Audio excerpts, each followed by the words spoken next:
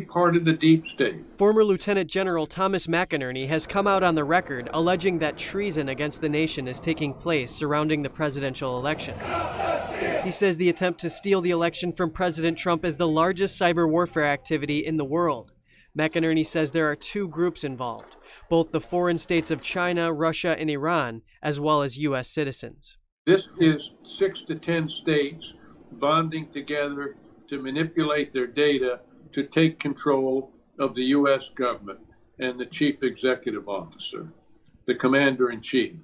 So this is not anything to be taken lightly. It's not dirty politics or tricks. It is treason by the very nature against the United States government and the people of America. A cybersecurity expert signed an affidavit saying TV news stations reported the counting stopped in 5 swing states the morning after the election.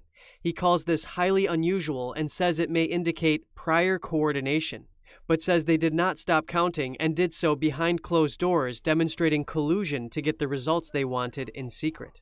General McInerney outlines a 5-fold plan for tackling what he calls a national emergency. Initiate the Insurrection Act, declare martial law, suspend habeas corpus, and set up military tribunals. Those are the things that must be done in this emergency. It is a national emergency of whether we're going to continue forward as a democratic republic or go into a totalitarian society. General McInerney's plan starts with the president declaring a national emergency as per Trump's 2018 executive order on foreign interference with the election. Then he suggests implementing the Insurrection Act to quell potential riots by Antifa and BLM, who he says will want to create chaos if Trump wins.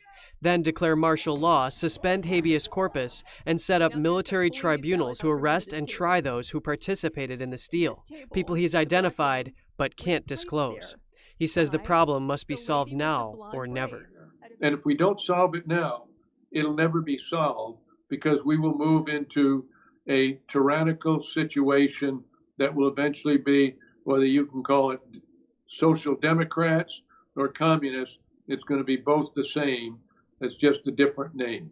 What's more, General McInerney said the vote-switching applications Hammer and Scorecard were in use in this election, as well as in 2016. He says Dominion Voting Systems' central server farm was moved to Frankfurt, Germany, where rogue elements of the CIA had it. U.S. Special Forces then seized it, and he says the White House has confirmed the U.S. has possession of them. He says he does not know whether or not there were casualties during the seizure.